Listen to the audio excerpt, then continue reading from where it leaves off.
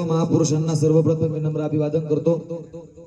वंचित बहुजन युवक आघाडीच्या अंबानेर या गावच्या शाखा उद्घाटना प्रसंगी या शाखेचे शाखा अध्यक्ष, उपाध्यक्ष, सचिव, सदस्य ज्यांनी मेहनत करून या शाखेचं उद्घाटन केलं, त्या सर्वांसाठी एकदा आपण जोरदार टाळ्या वाजवायच्या आहे।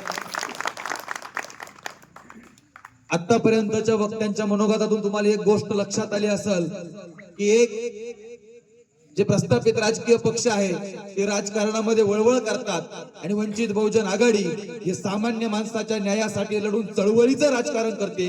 हा वंचित बहुजन आघाडी आणि इतर प्रस्थापित पक्षांमधला फरक आहे। मित्रांनो, बाळासाहेब आंबेडकरांच्या माध्यमातून आज अंबानेर या गावामध्ये वंचित बहुजन युवक आघाडीच्या शाखेची जी स्थापना झाली आहे, संविधानाने बोलताना बरेच मुद्दे क्लिअर केलेले, राहुल भाऊंनी बोलताना बरेच मुद्दे क्लिअर केलेले आहे। सगळ्यात महत्वाची गोष्ट लक्षात घ्या की आज महाराष्ट्रामध्ये जे एक नाव सर्वसामान्य मराठा बांधवांच्या तोंडावरती आहे, प्रत्येकाच्या टीव्हीच्या स्क्रीनवरती आहे, मोबाईल मध्ये आहे, ते नाव आहे मनोज जरांगे पाटलांचं। आता मनोज जरांगे पाटलांची मागणी काय आहे की गरीब मराठा समाजाला आरक्षण भेटलं पाहिजे, गरीब मराठा समाजाच्या पोरांना शिक्षणामध्ये आरक्षण भेटलं पाहिजे, नोकऱ्यांमध्ये आरक्षण भेटलं पाहिजे। आता मनोज जरांगे पाटलांना ही मागणी का करावी लागली? महाराष्ट्राच्या इतिहासामध्ये तुम्ही बघितलं तर आतापर्यंत झालेल्या निम्म्याहून अधिक मुख्यमंत्री हे मराठा समुदायातून येतात। आतापर्यंत निवडून आलेले अनेक आमदार हे मराठा समुदायातून येतात। कारखान्यांमध्ये तुम्ही संख्या पाहिली तर सगळे कारखानदार मराठा समाजाचे आहेत। शिक्षण संस्थांमध्ये तुम्ही बघितलं तर सगळ्या शिक्षण संस्था मराठा समाजाच्या आहेत। परंतु इथल्या प्रस्थापित झालेल्या 67 मराठा समाजाच्या घरांना इथल्या गरीब मराठ्यांची कीव येणार नाही। ती कीव आली इथल्या मनोज जरांगे पाटलांना। त्यांनी एक हाक दिली, महाराष्ट्रभरचा मराठा समुदाय मनोज जरांगे पाटलांच्या मागे उभा राहिला आणि या महाराष्ट्रातला शरद पवार असेल, अजित पवार असेल, एकनाथ शिंदे असेल, स्वतःला मराठा जाती जन्माला येऊन मराठ्यांचे नेते समजत असतील आणि आजपर्यंत मराठा समुदायानं जे हरामखोर देवेंद्र फडणवीसला नेता मानलं होतं, तो देवेंद्र फडणवीस म्हणतो की मराठा समाजासाठी लढणाऱ्या मनोज जरांगे पाटलावरती एसआयटी चौकशी लागू करा। अरे तू एसआयटी चौकशी मनोज जरांगे पाटलावर लागू करण्यापेक्षा पहिल्यांदा तू डीएनए कोणाचा आहे हे चौकशी करणं गरजेचं आहे। कारण इथल्या मराठा समुदायासाठी लढणाऱ्या मनोज जरांगे पाटलावर एसआयटी लागू करण्याची जर भाषा देवेंद्र फडणवीस करत असेल तर या हरामखोराला आपण अंबानेर मधून सांगायचं आहे, तू मनोज जरांगे पाटलावर एसआयटी काय लागू करतो? महाराष्ट्रामध्ये दररोज 8 शेतकऱ्यांच्या आत्महत्या होत आहे, त्याच्यावरती पहिल्यांदा एसआयटी चौकशी लागू करा आणि उपमुख्यमंत्री त्याला जबाबदार धरून त्या देवेंद्र फडणवीसला पहिल्यांदा जेलमध्ये टाका। ही मागणी इथल्या आता मराठा समुदायाने केली पाहिजे। आम्ही करत नाही, आम्ही काय करतो? फडणवीस बोले दल हाले। छत्रपती शिवाजी महाराजांनी आनाजी पंताला पायाशी दिलं होतं, हत्तीच्या पायाशी दिलं होतं, माहिती नाही इतिहास? अनाजी पंत त्यानं स्वराज्याशी द्रोह केला, त्या अनाजी पंताला छत्रपती शिवाजी महाराजांच्या स्वराज्यामध्ये हत्तीच्या पायी दिलं होतं। आज त्या इतिहासाची पुनरावृत्ती करणं गरजेचं आहे। आज आपण तिथं त्या फडणवीसला हत्तीच्या पायी नाही पण मतपेटीमधून भारतीय जनता पार्टीच्या विरोधात मतदान करून त्याला माती मोल करू शकतो। ही ताकद तुमच्या बोटात आहे। तुम्हाला आता देवेंद्र फडणवीस कडे जायची गरज नाही, त्याच्या विरोधात घोषणा द्यायची गरज नाही, त्याच्या विरोधात मोर्चा काढायची गरज नाही। इथून तुमच्या गावात मतपेटी येईल, तुमच्या गावात बॅलेट पेपर येईल, तुमच्या गावामध्ये ईव्हीएम येईल, त्या ईव्हीएम वरती बटन दाबायचं। तुम्ही बटन अंबानेर मध्ये दाबलं तर हादरा तिकडं नरेंद्र मोदीला दिल्लीत बसणार आहे। फक्त बरोबर बटन दाबणं तुमची जबाबदारी आहे आणि ते तुम्ही शिकून घेतलं पाहिजे। दुसरी महत्वाची गोष्ट की इथल्या शेतकऱ्यांबद्दल इथलं सरकार जे युरिया असेल, खाणं असेल, इथल्या शेतकऱ्यांच्या हमीभाव म्हणजे मालाला हमीभाव असेल, या हमी भावावरती कुठलंही सरकार या ठिकाणी बोलायला तयार नाही आहे। आता तुम्ही टीव्हीवर बातम्या बघत असतील की वंचित बहुजन आघाडीची आणि महाविकास आघाडीची युतीची चर्चा चालू आहे। आता मला सांगा, बाळासाहेब आंबेडकरांचा प्रत्येक मतदारसंघामध्ये जर तुम्ही बघितलं तर आताच्या मितीला 2-2.5 लाख मतदान बाळासाहेब आंबेडकरांच्या नावावरती द्यायला तयार आहेत। इथला गरीब मराठा समुदाय असेल, इथला ओबीसी समुदाय असेल, इथला मुस्लिम समुदाय असेल, इथला आदिवासी समुदाय असेल, प्रत्येकाच्या बाजूनं या महाराष्ट्रातला एकमेव नेता उभा आहे, त्या नेत्याचं नाव बाळासाहेब आंबेडकर आहे। आम्ही प्रत्येक मतदारसंघात 2-2.5 लाख मतदान घेऊ शकतो. पण आमची भूमिका आहे की आम्ही घेतलेल्या मतदानामुळे जर नरेंद्र मोदीला इथल्या भारतीय जनता पार्टीला फायदा होणार असेल तर आम्ही आता महाविकास आघाडीचा भाग व्हायला तयार आहे. आणि हा भाग होत असताना तुम्ही आतापर्यंत सगळ्या टीव्ही चॅनलच्या बातम्या बघा, तुम्ही आतापर्यंत सगळ्या न्यूज चॅनलच्या बातम्या बघा. बाळासाहेब आंबेडकरांनी जागांची अट ठेवलेली नाही. मला इतक्या जागा द्या का तितक्या जागा द्या, बाळासाहेब आंबेडकरांचं हे म्हणणं नाहीये. बाळासाहेब आंबेडकरांनी महाविकास आघाडीला जे पत्र दिलंय त्या पत्रात काय सांगितलंय? इथल्या गरीब मराठ्याची बाजू मांडणाऱ्या मनोज जरांगे पाटलांना जालन्यामधून लोकसभा द्या, हे त्या पत्रात मांडलंय. हे शरद पवारांना नाही मांडलं, राज ठाकरेंना नाही मांडलं, उद्धव ठाकरेंना नाही मांडलं, हे बाळासाहेब आंबेडकरांनी मांडलंय. बाळासाहेबांनी काय सांगितलं? आतापर्यंत 67 मराठा घराणे हे फक्त इथल्या सत्तेचे भागीदार होते. इथला ओबीसी, साळी, माळी, तेली, सुतार, लोहार, कुंभार, आदिवासी, वंजारी या सगळ्या समुदायामधून इथं लोकप्रतिनिधी निवडून जात नव्हते. तर 48 पैकी 15 जागा इथल्या ओबीसींना सुटल्या पाहिजे. कोणी भूमिका मांडली? छगन भुजबळ नाही, त्यांना स्वतःला ओबीसीचा नेता म्हणून घेतो. ती भूमिका बाळासाहेब आंबेडकरांनी मांडली. तिसरी भूमिका काय मांडली बाळासाहेब आंबेडकरांनी?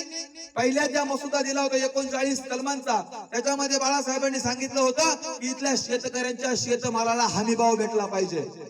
म्हणजे बाळासाहेब शेतकऱ्यांच्या बाजूने आहे, बाळासाहेब ओबीसींच्या बाजूने आहे, बाळासाहेब मराठा समुदायाच्या बाजूने आहे. आणि इथल्या आदिवासींच्या बाजूने कोणताच नेता 5वी आणि 6वी अनुसूचीच्या बाबत बोलत नाही. महाराष्ट्राच्या राजकारणातला एकमेव नेता आहे बाळासाहेब आंबेडकर, जे 5वी आणि 6वी अनुसूचीच्या बाबतीत बोलतात. मग जर एक माणूस, एक नेता आमच्यासाठी बोलत असेल तर आम्ही सुद्धा त्याला तितकं प्रेम केलं पाहिजे, त्याच्या पाठीशी उभं राहिलं पाहिजे. आणि आज ही वेळ आहे. मी इथल्या गरीब मराठा बांधवांना सांगू इच्छितो की तुम्ही लाखांचे मोर्चे काढलेत बांधवांनो. तुम्ही मनोज जरांगे पाटलांच्या माध्यमातून मुंबईला निघाला, तुम्ही इथं हजारोंच्या संख्येने रस्ता रोको केलेत.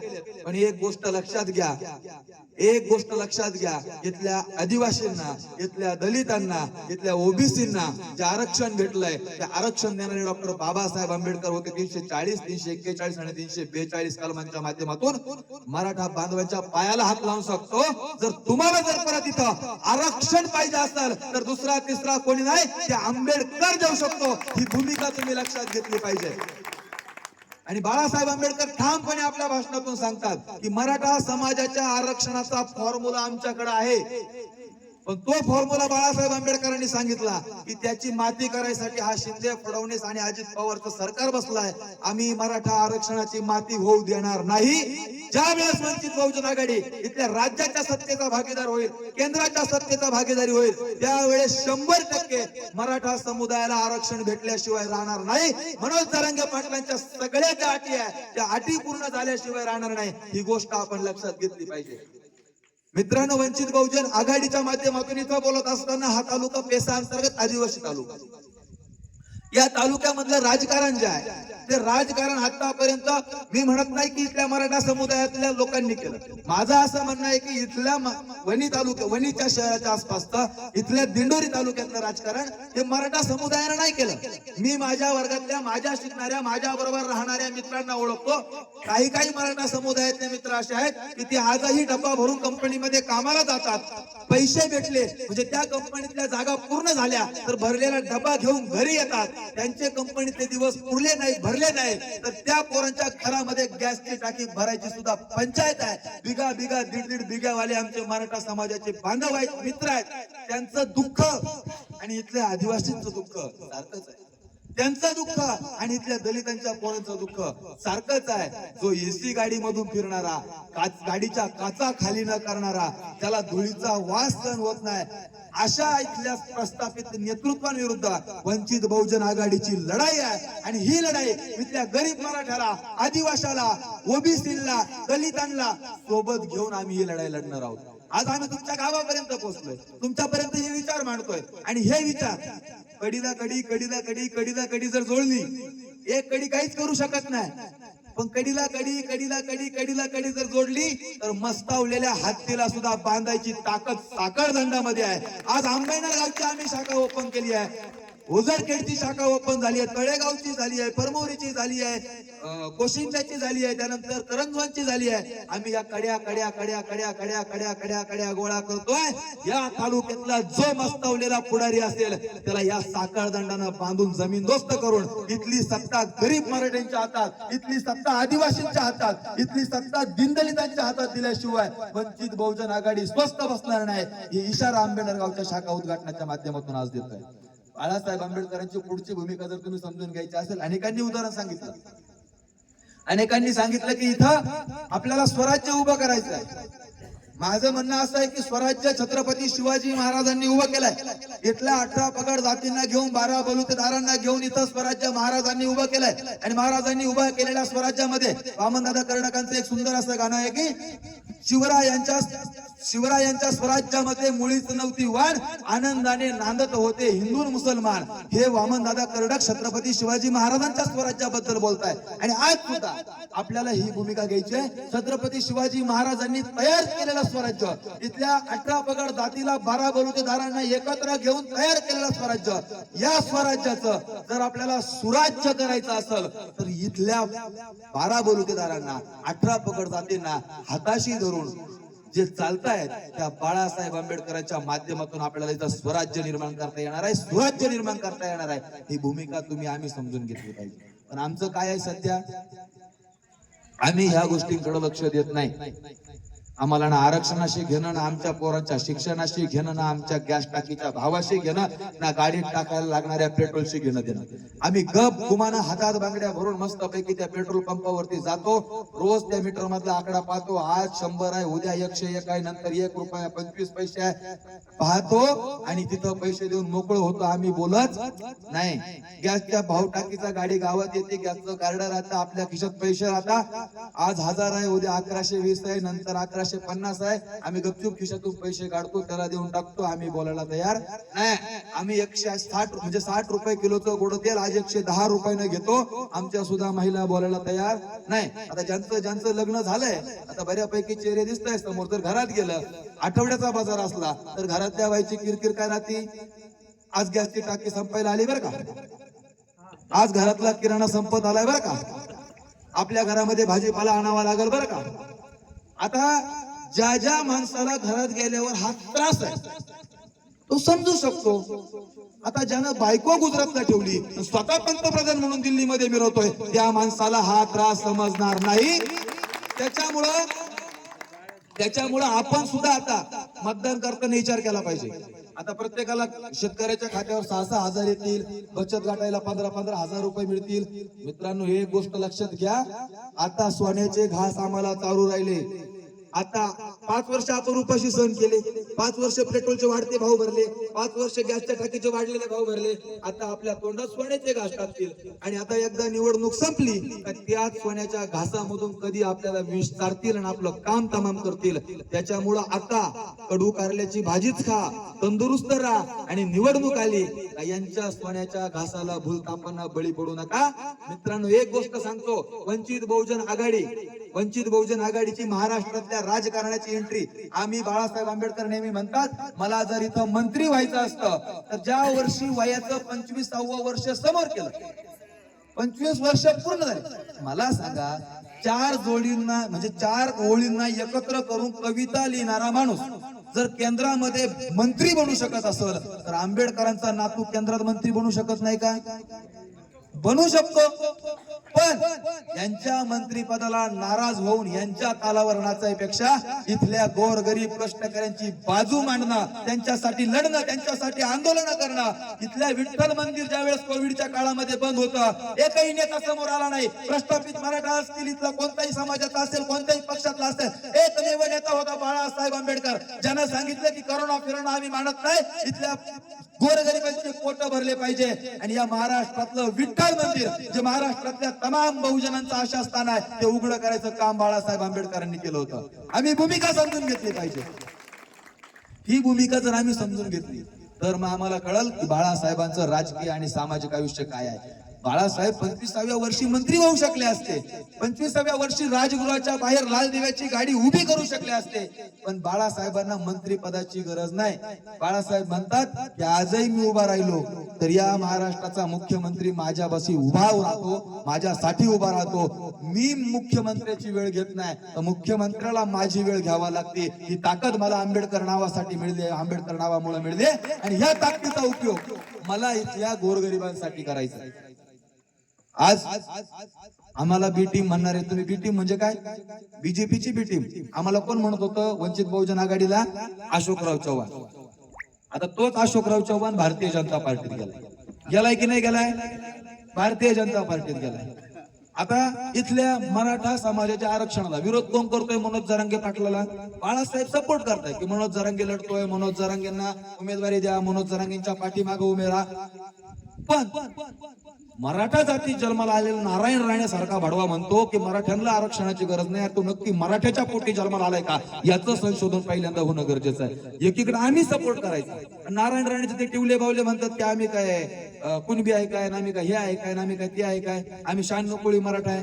अरे तुम्ही 96 कोळी मराठा आहे, तुम्ही मोठ्या मोठ्या गाड्यात फिरताय, तुमच्याकडे पैसा तुम्ही मधमस्त सत्तेतून जमवलेला आहे, पण आज गरीब मराठ्यांच्या बाजूने उभा राहणारा एकही मराठा नेता समोर येऊ शकत नाही. ते फक्त बाळासाहेब आंबेडकर येतात. ही भूमिका आपण जाणून घेतली पाहिजे. आज या महाराष्ट्रामध्ये महागाईवरती बोलणारा, तरुणांच्या रोजगारावरती बोलणारा, महिलांच्या प्रश्नांवरती बोलणारा इथं जर कोणता नेता उरला असेल तर तो नेता फक्त बाळासाहेब आंबेडकर आहे. जाता जाता शेवटची एक गोष्ट सांगतो आणि थांबतो. तुम्हाला कासवाच्या आणि सस्याची गोष्ट सगळ्याला माहिती आहे का? हा माहिती आहे. बाकी झालं ना माहिती का? हा सगळ्याला माहिती आहे. कासवाच्या आणि सस्याच्या शर्यतीमध्ये जिंकलं कोण होतं? का बरं रे? सांग सांग सांग का बरं जिंकलं होतं? हा ससा गाजर खाऊन झोपी गेला आणि कासव शर्यत जिंकलं. बरोबर. आता ससा गाजर खाऊन झोपी गेला, कासव शर्यत जिंकलं. कशाला कळलं? कशाला कळलं का आपण गाजर खाल्लं, आपण सुस्तवलो, मस्तवलो, झोपी गेलो तर हळूहळू चालणार कासव सुद्धा जिंकून जात. ससा त्या कासवाकडे गेला, म्हटलं अरे आता या एका शर्यतीनंतर शर्यत संपवायची नाही, आपण काय करायचं? आपण परत शर्यत लावू. कासव म्हणते ठीक आहे. कासवाला वाटलं परत गाजर खाईल, परत झोपलं आणि आपण शर्यत जिंकू. पण ससा हुशार होता. दुसऱ्यांदा शर्यत लागली. ससा गाजर खात नव्हता, झोपत नव्हता, दुम ठोकली जशी पळत पळत पळत गेला. जशी जिंकला तसा शर्यत जिंकून ससा थांबला आणि कासवाकडे पाहून हसत म्हटला तुला काय वाटलं? तू एकदा झोपलो होतो म्हणून जिंकला, दर टायमाला झोपायला कमी येडा आहे काय? ससा झोपला नव्हता, सस्यानं शर्यत जिंकली. का बरं जिंकली? ससा झोपला नाही म्हणून. शर्यत इथं संपली नाही. ते कासव हुशार होतं, ते परत सशाकडे गेलं. ते म्हटलं अरे पहिल्यांदी शर्यत मी जिंकलो, दुसऱ्यांदी शर्यत तू जिंकला, आता आपण एक काम करू. म्हणजे काय काम?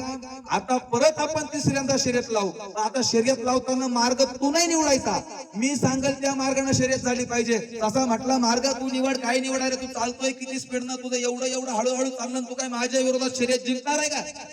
तसा म्हटला ठीक आहे लाव शर्यत. शर्यत तिसऱ्यांदा लागली, मार्ग कासवानं निवडला. पण कासव हुशार होतं, कासवानं मार्ग निवडताना नदीचा मार्ग निवडला. ससा धूम डोकत पळला, पळत पळत पळत पळत नदीच्या किनारी गेला आणि थांबला. सशाला पाण्यात उडी मारता कुठे येते? ससा तर जमिनीवर पळतो, पाण्यात पोईल कसा? ससा नदीच्या किनारी जाऊन थांबला.